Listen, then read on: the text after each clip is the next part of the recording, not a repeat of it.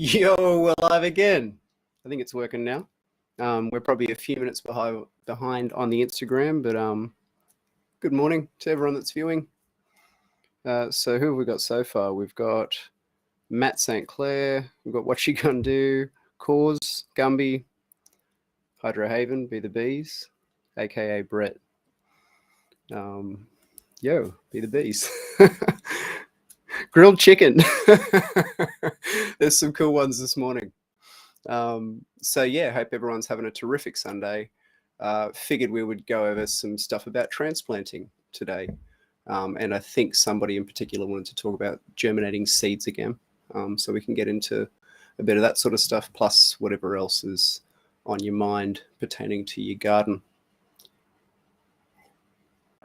Water this morning, peppermint tea. And Cobain Carter, nice to have you on as well. So transplanting. All right. So you're perhaps got autos. A lot of people are scared to transplant those. So that's something that, like as long as you're skilled with it, shouldn't really be a limiting factor. And, it's not always possible to direct sow in the pot that you're going to grow to in maturity. So splitting that up into different areas, often smaller areas to kind of compartmentalize that is useful for kind of staging your grows. But you just want to make sure that you're not setting your plants back.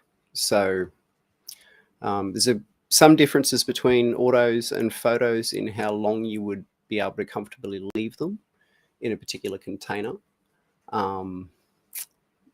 But also differences in when kind of the optimal time to transplant them is.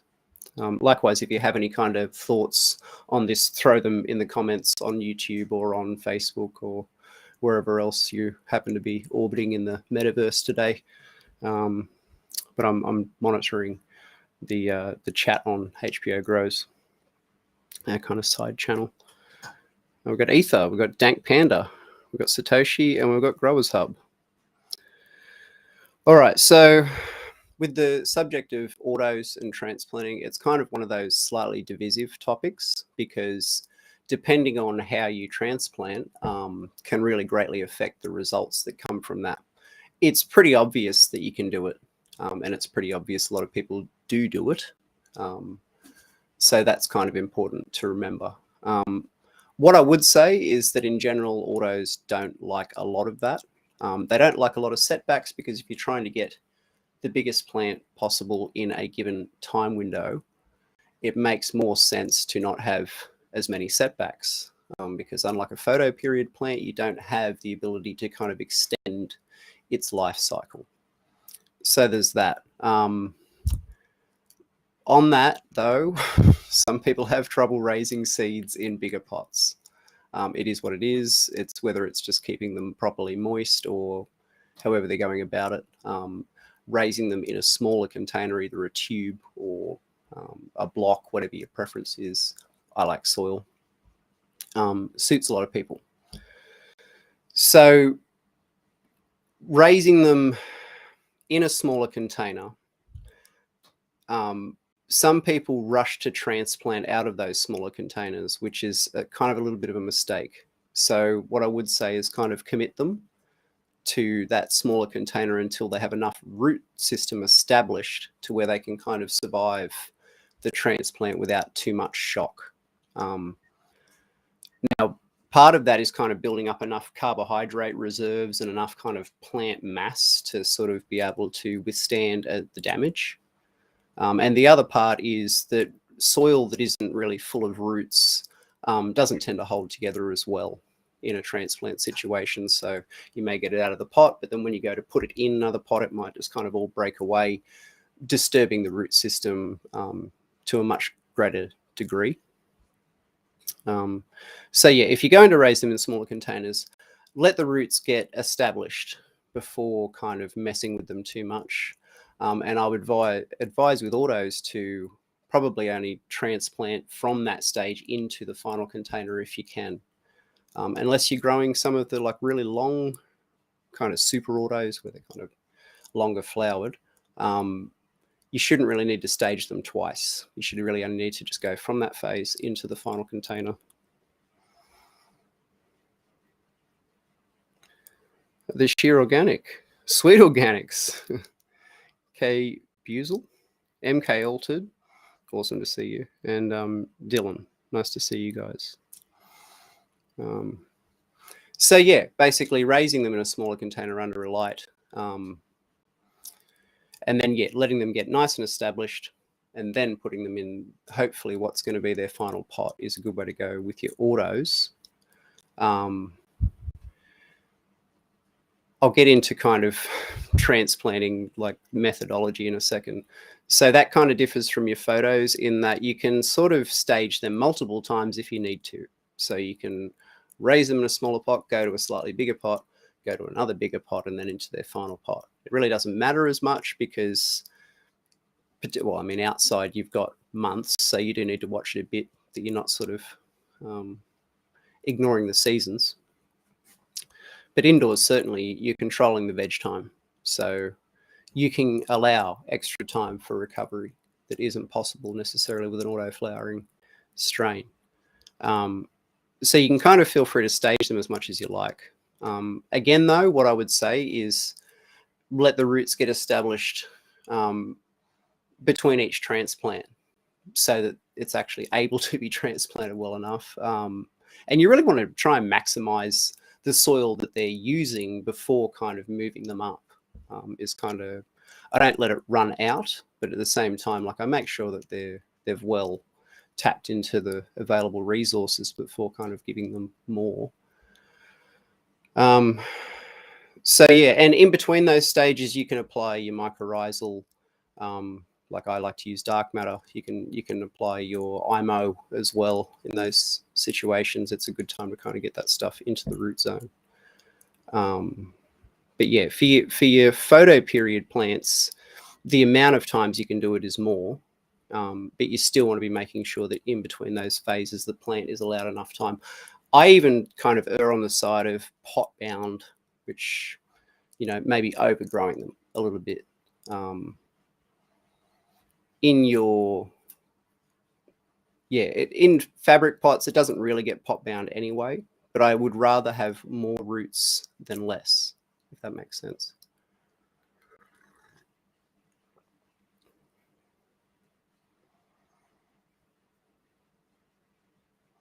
G'day, Prue. Brentals and frosty green trees. Matt St. Clair there. Yeah, so germinated a seed in a jiffy pellet. And yeah, and look, sometimes you just get a dud seed too. That does happen. Every so often you'll raise seeds and they just really won't eventuate. It's somewhat rare, but it does happen.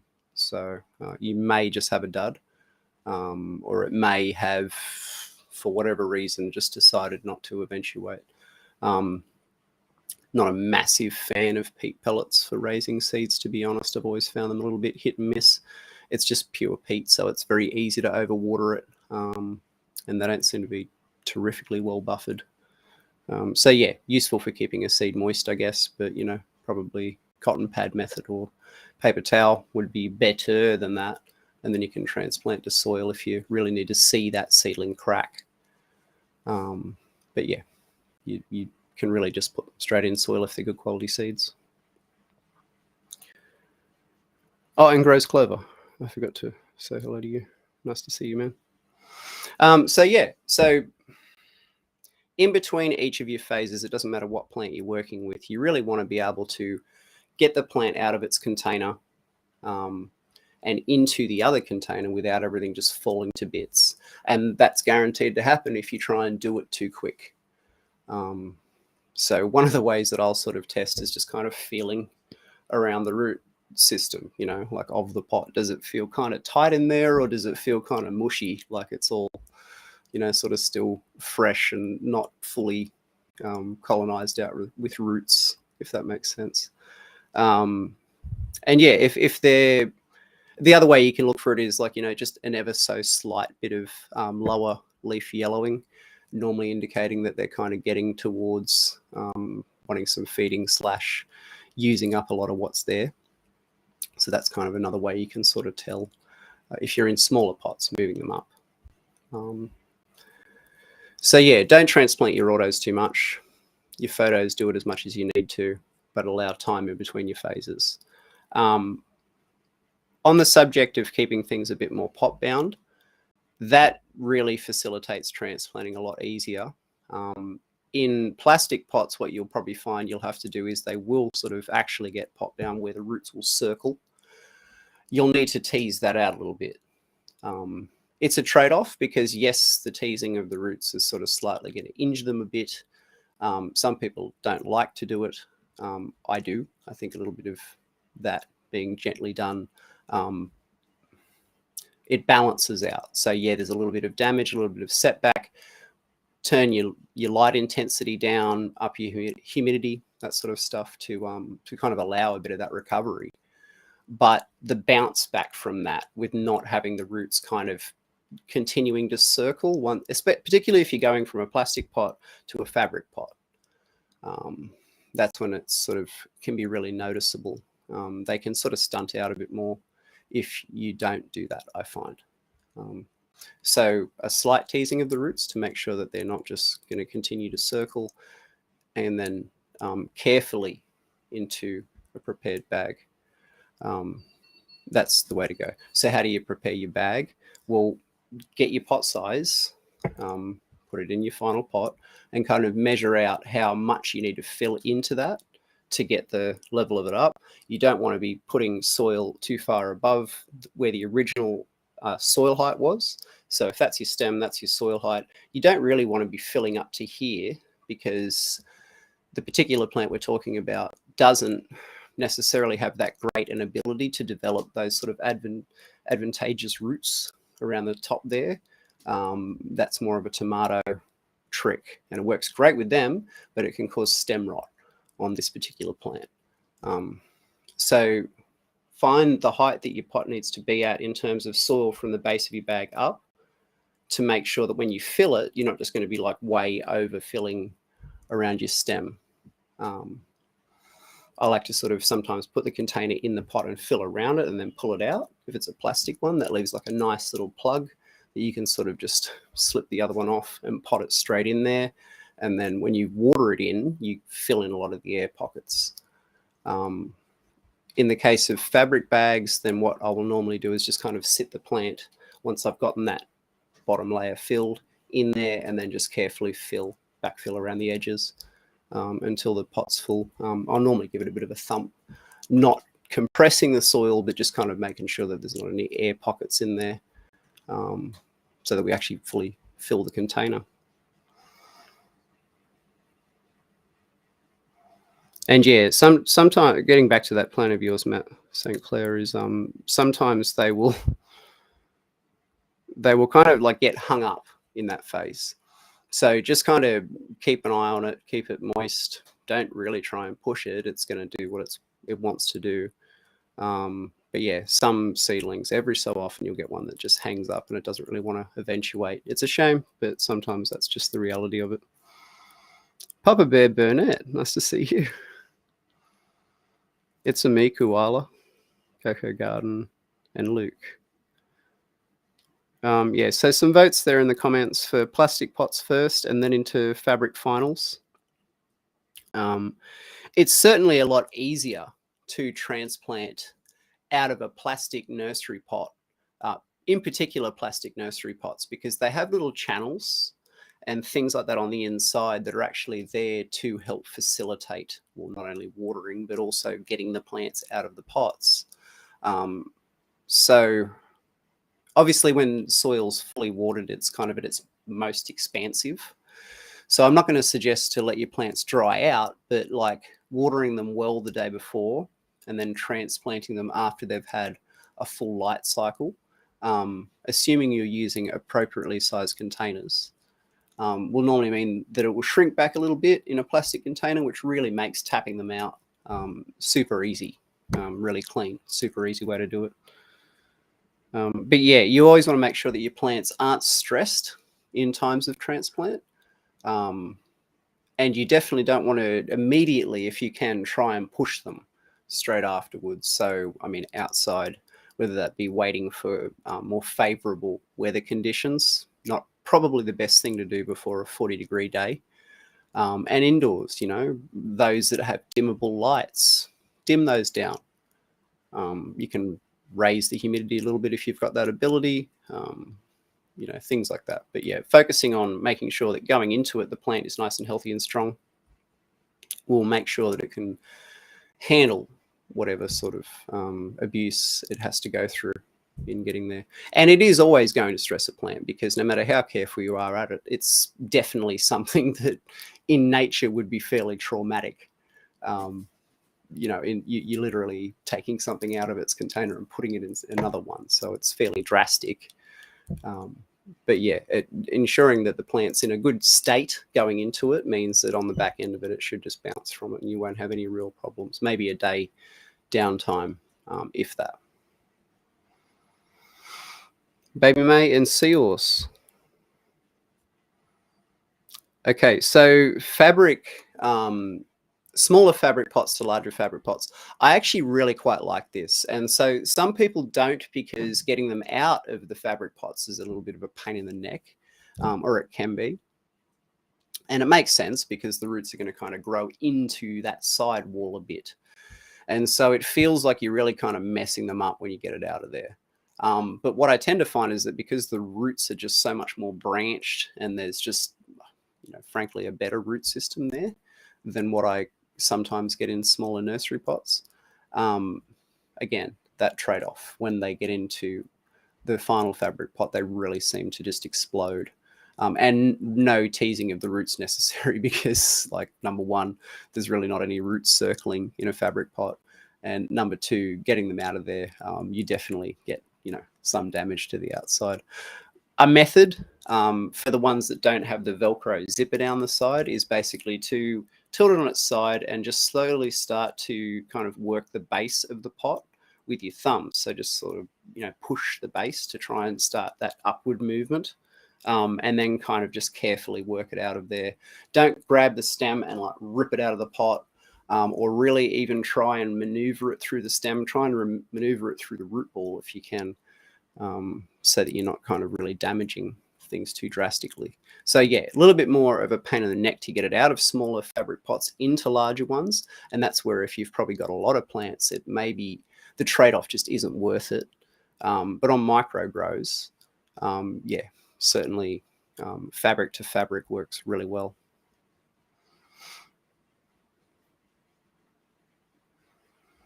And we've got Aussie Autos as well. Now we're really in trouble. Yeah. So yeah, feeding and things like that leading into it, you want to keep your plant growing strong leading up to it. And then what I tend to think works really well is lowering the light level for a day before transplant. So build the plants way up, get them nice and healthy and full of carbs and just functioning well. And then I'll kind of like level that off a little bit growth wise, almost like they've got a cool day, and then transplant the following day. Give them a little bit of recovery time and then ramp it back up again based on how they're looking. It's pretty obvious to tell with them when they're looking healthy and happy, because, I mean, frankly, they turn lime green. They actually start to initiate growth again. And it's, on the other end of it, it's pretty easy to tell when they're unhappy. They're probably, wilting a little bit and, yellowing out in extreme cases. So kind of indicating that they're not so stoked about the situation. So yeah, like not starving them out, but also not expecting to kind of just run them full steam into it, and then power off the back end of it without them kind of going, oh, what the hell's going on here? Easing them into that a little bit is good.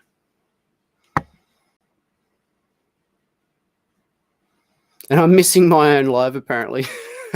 I need to find a way to tune in. I need another phone that I could tune in on another phone. I should just have three or four phones set up on the desk. Just jump between them.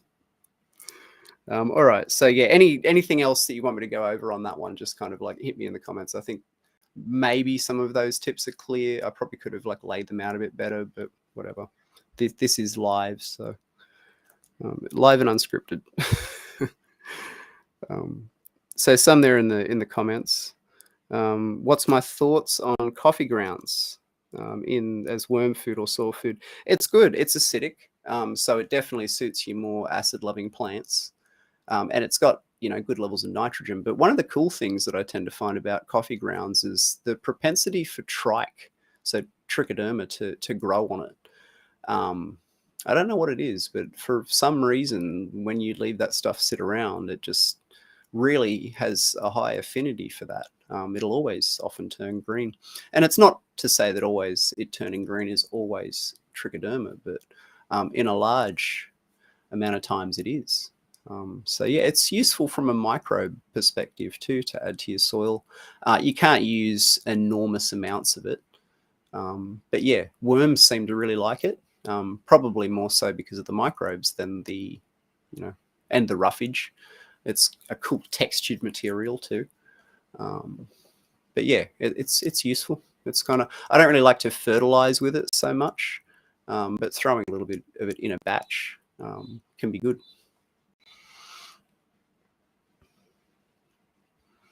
And some people are frozen. Well, as long as I'm not too frozen, then that's fine. Otto, nice to see you. Look, you should lower your light levels in the early phases because your plants aren't wanting to use that much light. So number one, it's wasteful.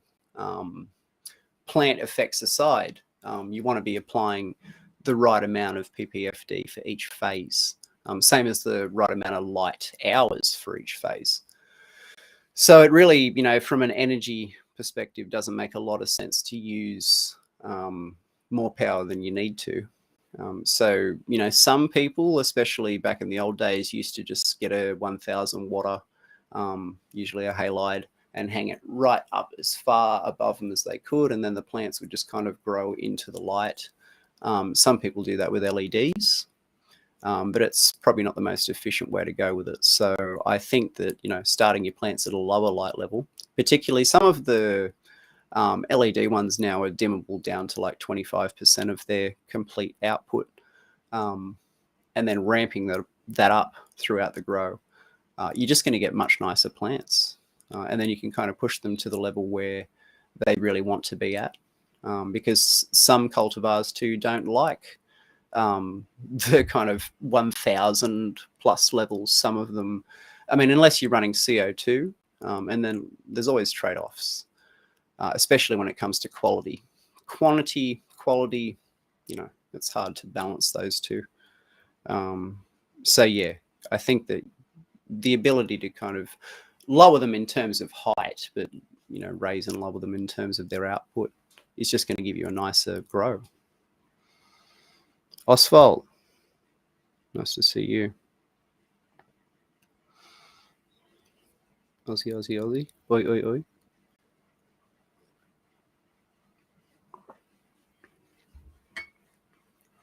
Yeah, and also, having different spaces, which a lot of people do. That's what most people have. They normally have either a separate veg and flower space at the minimum, or they have even up to 4, where they have a starting section, a veg section, a mother section, and a bloom section. And that kind of, they do a shuffle between all those to kind of keep some sort of a continual output with low numbers per staging, but I suppose split above or around all of the things, maybe slightly more elevated than some people would like. Drop Bear Genetics and Will. So yeah, some people don't really necessarily worry about easing plants into things in an indoor setting. There's controllers now that start the lights and ramp them up to their desired intensity, and I think that's a good thing. It would kind of be a funny day outside and not that you're always trying to emulate nature in an indoor setting either, right? it is a pretty abstract environment. Really, it's kind of a machine that you're using to grow a plant. So it's not that you need to always emulate everything nature does.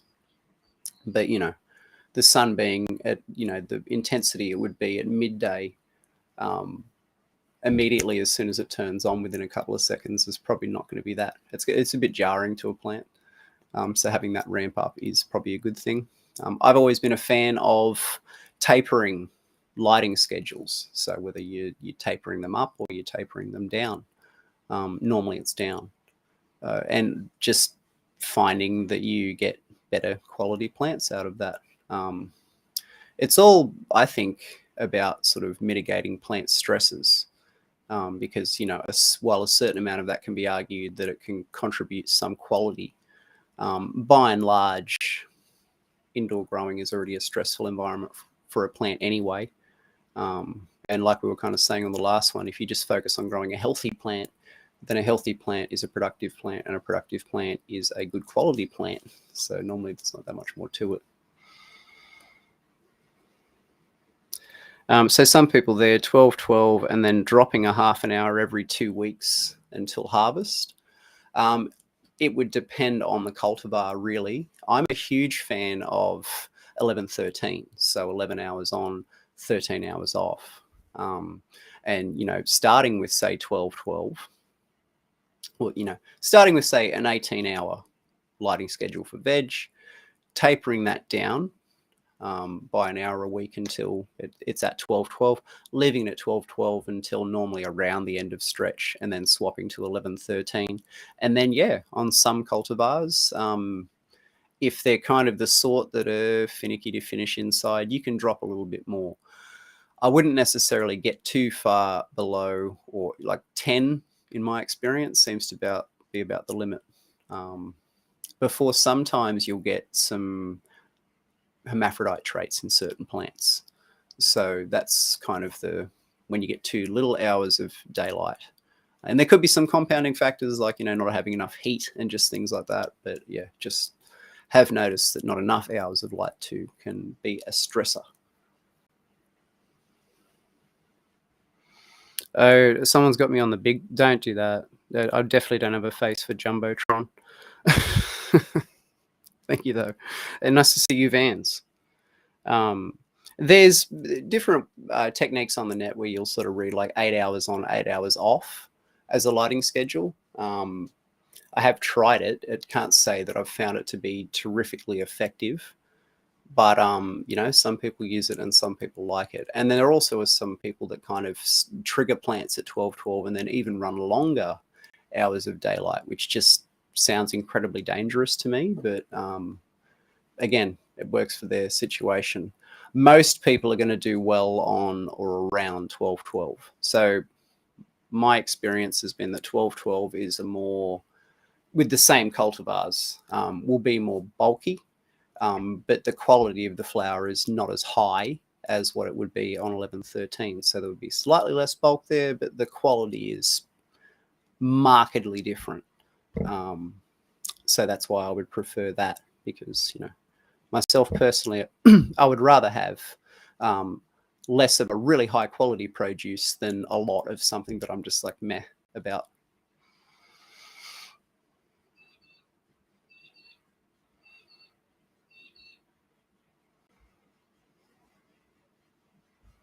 And the chat dropped. Sweet. Oh no, it's back. Cool.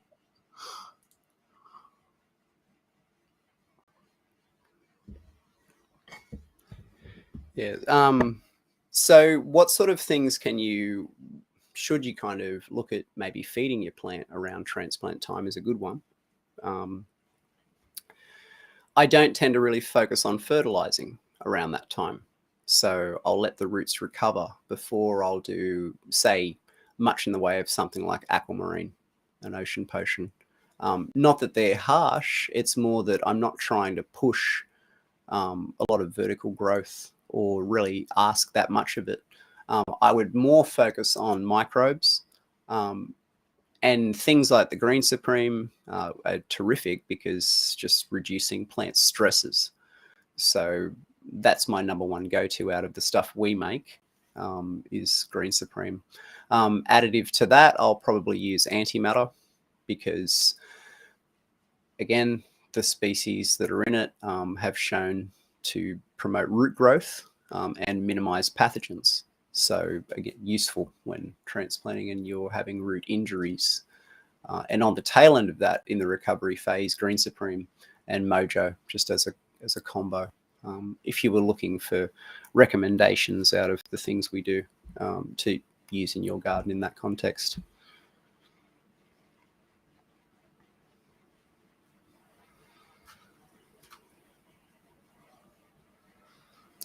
So yeah, germinating seeds. So I think Grow Green Daddy wanted me to go over that.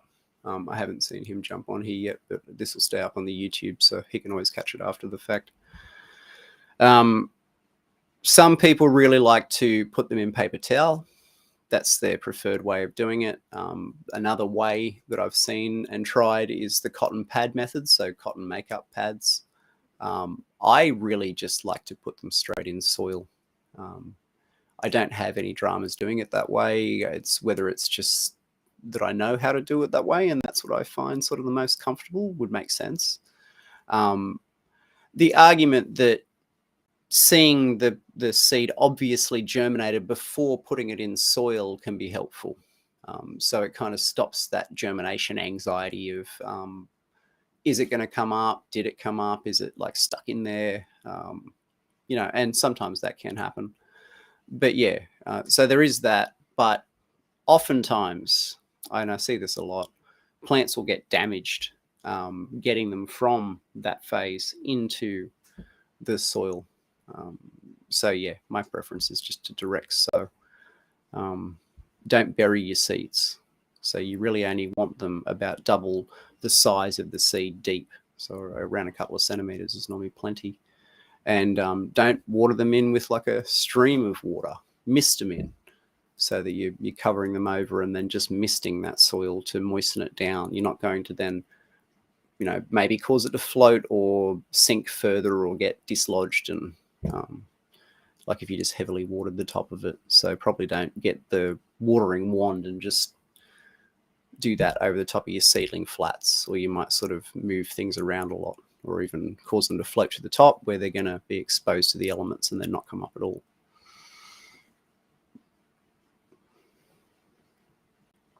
But yeah, it is something that some people really struggle with. I can remember different times when I have, but normally it's with not very fresh seed. Very fresh seed, it normally wants to germinate. So when you've stored it for an extended period of time, that can be a bit of a problem. That's where soaking it in, some people will use molasses, some people will use kelp concentrate, amino acids, different things like that. I'll chuck a bit of Green Supreme in a glass, soak some seeds in that, and then put them in and just give them water until they come up. And then, yeah, really just water until they're showing obvious signs of growth. Once they do that, bit of dark matter, bit of antimatter, help those roots establish, and then move on to some feeding once they're actually kind of moving in an upward direction. You really can't push them too much in that phase. They're going to, once they make that phase change from being in the cotyledon phase into the kind of 1 or 2 sets of true leaves, that's when that phase change sort of really happens. And that's when you can kind of more start to give them more of what they're going to want to absorb. So, you're not really necessarily pushing them too hard. You're just kind of offering them what they want, and then they can take from that when they want to take from that. But it doesn't make sense to start using things too early when a plant's not in a position to make use of that.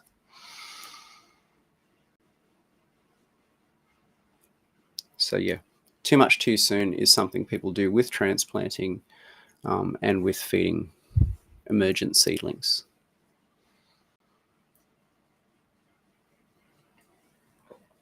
That's something to note with the feeding charts that we do too, is that they are assuming you're starting with a well-rooted clone or a seedling that's at the phase to be put into the fast veg phase.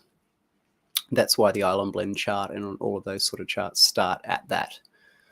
Is you're assuming that we have a separate super starter chart that you've kind of either been through that or you have germinated your seeds or accessed a good quality cutting that has roots and is healthy and is ready to grow. I spoke of the devil and he appears. We've got some more people join. G'day, Cooper. Grow Green Daddy, of course. Organic Escate.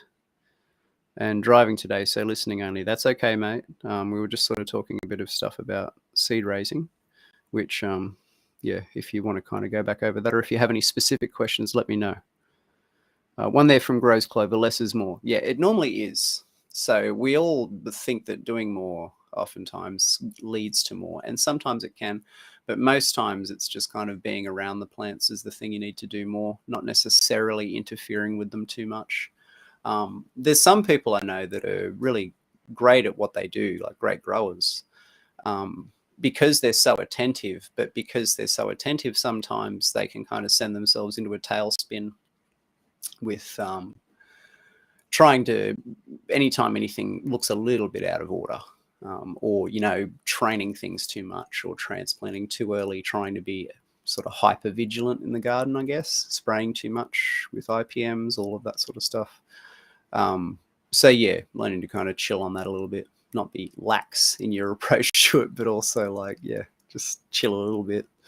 A nutrient deficiency normally doesn't, you know, completely go full non-retrievable within a 48-hour period. So, you know, it might just have been that you were a bit inconsistent with watering, and then you've jumped back on it again, and then it'll green back out and there's nothing to worry about. But if you freak out and you chuck a bunch of magnesium sulfate at it and then you lock out other stuff, then you've got a much bigger problem that you've now got to deal with.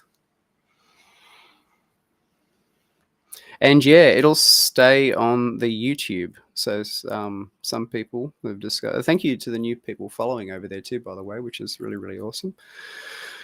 So yeah, at High Powered Organics on YouTube, and you can find my ramblings where they stay in perpetuality. So Greg Green Daddy about to pop some new beans after quite an extended hiatus on that front, which is very exciting, very, very cool. Looking at it, it's a whole new system running sub-irrigated on the next round, fresh dirt, and yeah, some new genetics too. So very, very cool. Maybe some shorter flowered ones, I'm hoping, you know, or shorter than 6-month flowering time, you know, would be nice.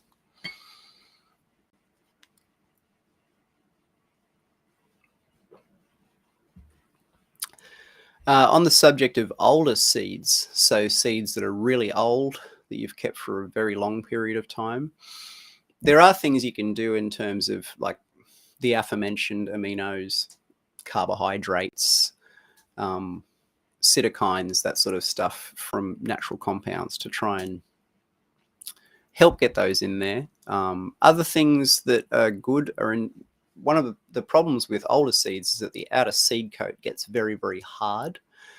And when it gets very, very hard, it doesn't want to let water through to actually get the whole germination process started. So sometimes simply just scarifying the outside of your seeds with a bit of sandpaper. You can get a matchbox, put some emery paper inside it, put your seeds inside that, or I mean, I would say film canister, but they don't sell film canisters anymore. So you would need a time machine probably to go and get one of those. But yeah, like a matchbox, that'll work. Some sort of little plastic container where you shake it, the seeds can kind of, you know, get abraded by the sandpaper. And you'll be surprised that technique alone will actually help seeds to germinate. You're kind of scuffing up the outside of the seed coat. It's therefore less shiny. Therefore, when you water it, moisture and all the rest of it can get in there. The enzymes and stuff can activate, and sometimes that will be enough. There are some times where it's been stored too poorly, it's just too old, and it just doesn't have the legs to get up and get going. Some people will soak their seeds in gibberellic acid as a kind of way to, you know, force that. Yeah, that can be a bit varied because, like, depending on how much gibberellic and all the rest of it, you can get some really reachy plants that are not all that useful in the end. They'll kind of grow themselves to death. So if you are going to try that technique, really err on the side of caution. But another way that you can do it is actually literally taking the seed coat off and taking the little embryo out and either plating that, so doing it tissue culture wise, or like trying to get it going, outside of the seed coat in a sterile environment. That is another way, and that's a way that some almost extinct things have kind of been sort of brought back, almost Jurassic Park style, into the fold. But sometimes, like if you're dealing with 30-plus-year-old seeds that have been stored in a tackle box in a shed that gets rained on and it's always 90% humidity in there, like it's gonna be hard. Like you've got the seeds, but like they just haven't been stored really well. And people will say, but they've found lotus seeds in, tombs in pyramids and things like that are a couple of thousand years old. But think about the storage, like middle of the desert, dry, cool, underground. It's a different scenario to varied temperatures and high humidity and heat. There's a reason that all the seed vaults in the world are kind of located in permafrost, because you want stability.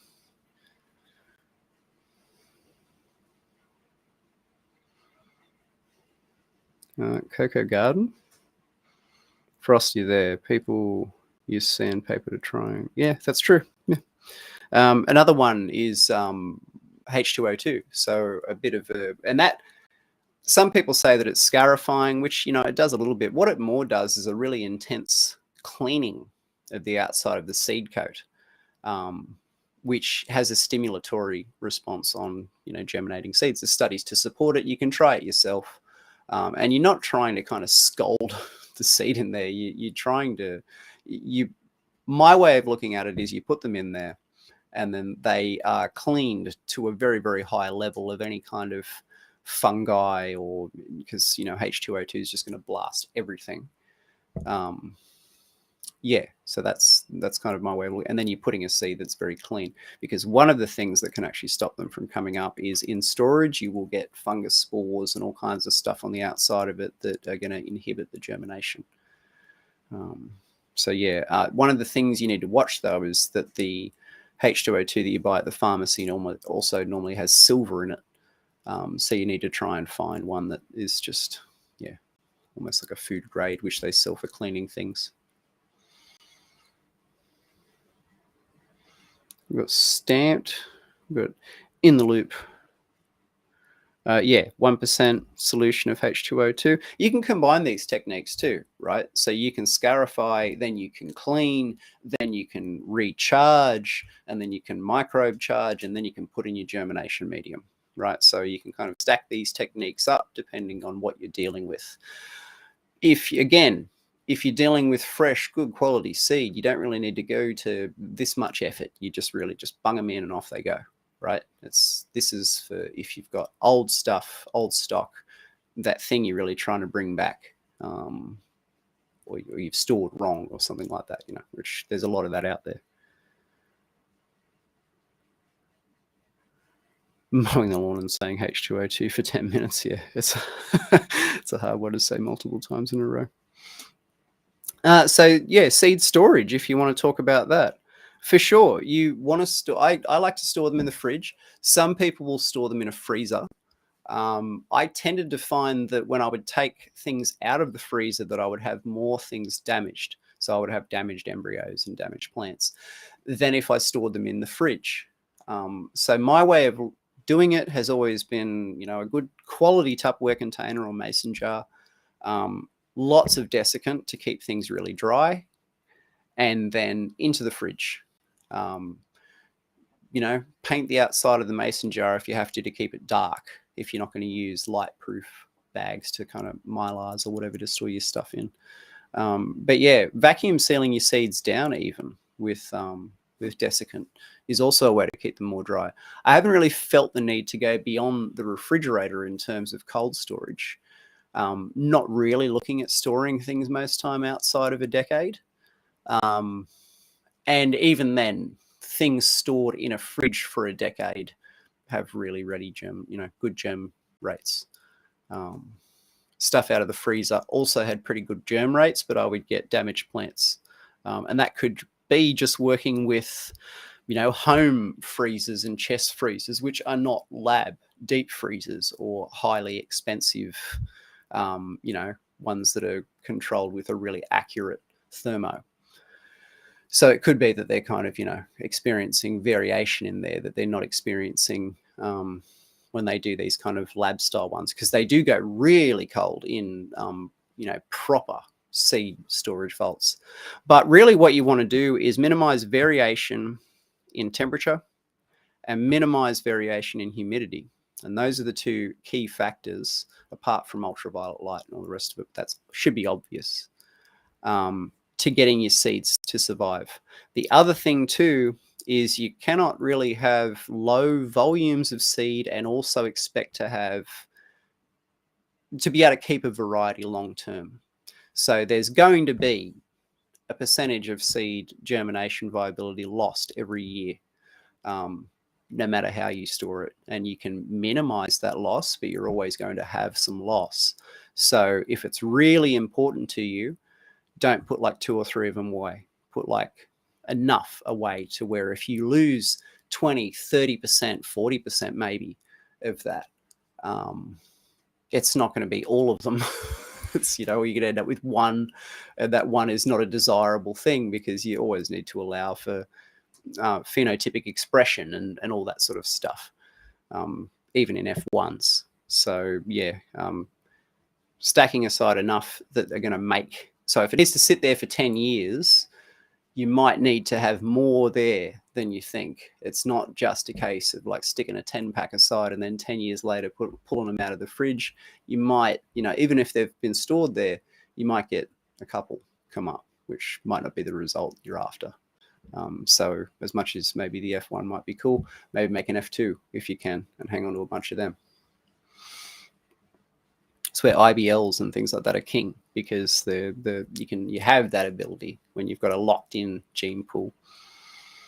Juggling mother rooms of cuts is a nightmare.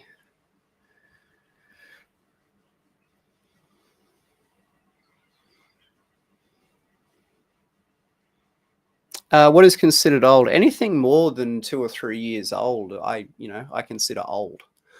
After a couple of years, they're really not at their peak anymore. If they've been stored on a shelf for a couple of years somewhere, just like, in a house or in like a storage locker or something like that, yeah. Though the seed life, so the amount of seed years those have gone through is a lot more than you would think. Something that's a decade old, I'm kind of starting to consider as like ancient at that point. And anything, way beyond that is like, yeah, you will get some things come up, absolutely. If you're super careful, and you've got enough numbers. But yeah, you can lose, say, 10% a year, depending on how you're storing things, but it can be even higher than that. So you really want to be trying to get stuff that's super fresh. Conversely to that, though, you don't want to plant exactly fresh seeds, like pull them straight out and put them straight in. The germination rate will be lower, ironically, than if you leave them sit for a couple of months and then put them in. Circling back to the storing thing, one of the bonuses of storing things in the cold is that cold stratification, so cold storage, is actually a way of stimulating germination.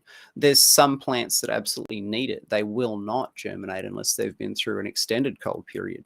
I once dealt with these things called cloudberries, which they make cloudberry jam out of. And I was obsessed at the time with them, getting all these different berry types. And it needs close to a year in the freezer, really cold temperatures, to stimulate germination, or it just will not germinate at all. So yeah, and while the plants we're discussing don't need that level, again, studies and anecdotal observation have shown that cold storage definitely has a stimulatory effect on germination rates.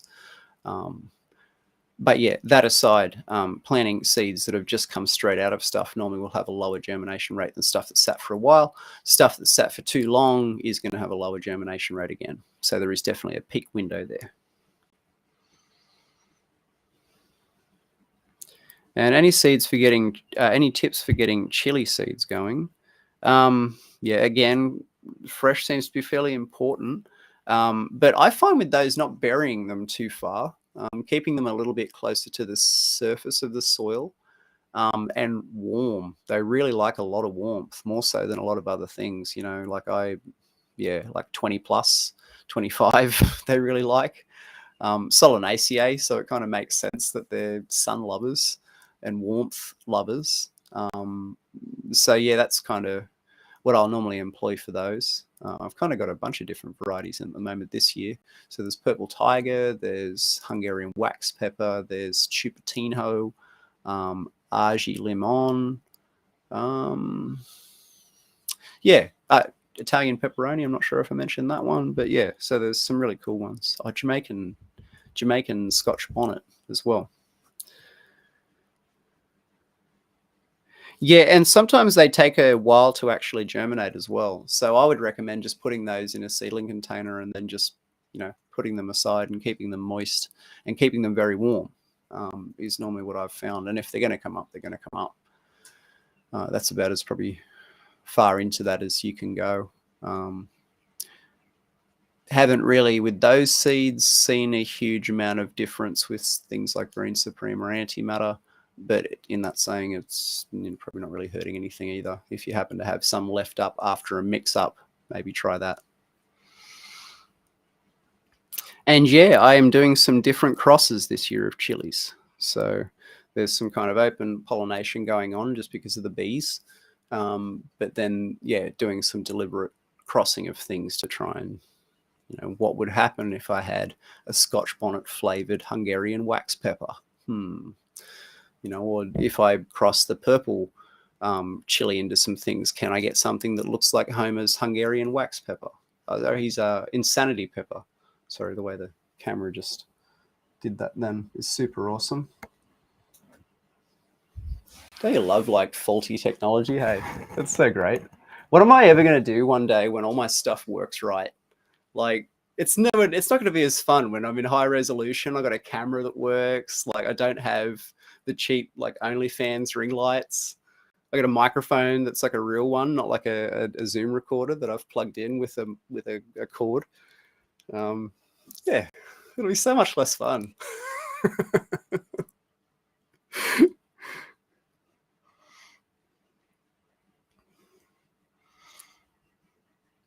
And no, I mean, like I'll just if they turn out, I mean, the thing with crossing chilies too is they're very non-linear. It seems a lot of traits with them are very recessive, and so when you cross them, the first crosses don't really seem to be that cool. It'll either completely suppress a trait, or something like that. Just observationally, it's nowhere near like the other stuff where it's really fun. You cross stuff, and sometimes you get like a halfway point between something, and it's like, oh, that's really cool.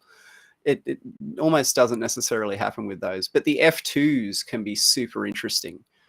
You'll get some pretty wide divergence in them, which that's when you can kind of, I guess, pheno hunt a little bit more, is that F2. And then, you can maybe make an F3. But yeah, I'm not really focusing on anything super hot. I think there's enough of that sort of stuff out there, and it's kind of the typical way to go with it too. You just try and make it hotter and hotter and hotter. Over a certain point, I can't. It's like if you've ever watched that show, Hot Ones. Over a certain point, it's all just unbearable, and so yeah, it doesn't really. How would I even know without getting it sort of lab analyzed what it's what the Scoville units are? So flavor, it seems more. In that, it's a consumable crop. So yeah, flavor. Some of the Italian chilies have some really interesting flavors. So in the case of the Argy limon, it's got a really fresh, zesty sort of a flavor. It almost lends itself to salads and things like that really easily. Something like the Hungarian wax pepper doesn't really have a huge amount of flavor. It's got like more of a capsicum sort of a taste going on. So yeah, blending though, all the Scotch bonnets, they have a real fruity sort of a thing. So yeah, trying to blend that with, obviously, you want some kick, you want some heat, but like not just, I put half a chili in that and now I'm just crying and regretting life. I once accidentally ate one of those. What's the really, really, really hot one? Anyway, it was bred by Pucker Butt. But anyway, I ate one of those and just paled. Like it turned all pale. Like all the color drained from my face. Like it was just, yeah, it was horrible. I could almost like feel it going down my throat. Carolina Reaper. Thank you so much, Prue. Appreciate that. Yeah. See, my brain's tried to block it. It's traumatic, and so it just won't let me go there. I thought it was a cherry tomato that someone was showing me that they'd grown. And I was like, oh, cool. I just threw it in my mouth, just not thinking, and just, started chewing on it, and then like swallowed it. And I was like, oh, that was like, oh no, what was that? Oh, that was horrible. And they're just looking at me like, dude, why would you do that? That was so extreme. Agreed, knowing what it was, that was pretty extreme. But, I didn't know that that's what it was at the time. I thought it was just a nice, safe, and fully edible cherry tomato, not some inedible science experiment that someone had sort of put together purely to thwart me.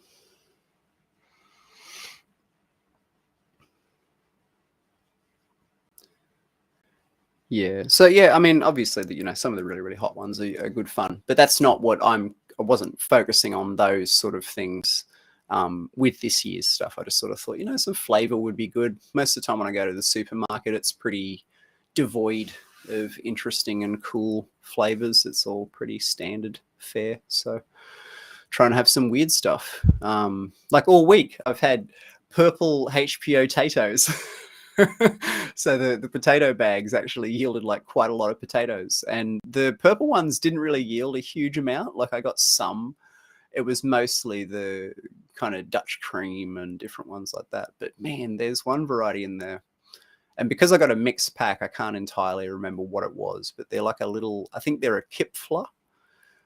They're like a little tiny potato, elongated sort of shape, and kind of almost look like a ginger root. Man, those things are so nice. They don't take very long to cook or anything, but they just, they've got a texture, not like anything that's easily obtainable. And the purple ones, they look really cool, cooked certain ways. But I got to say, purple mash, it looked pretty wrong.